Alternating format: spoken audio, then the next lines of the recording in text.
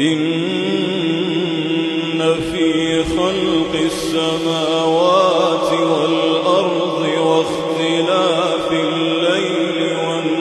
والنهار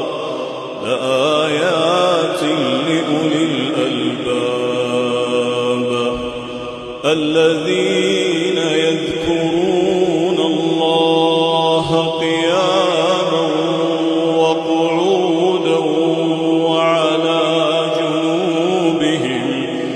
ويتفكرون في خلق السماوات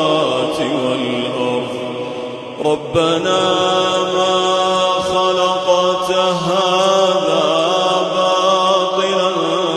سبحانك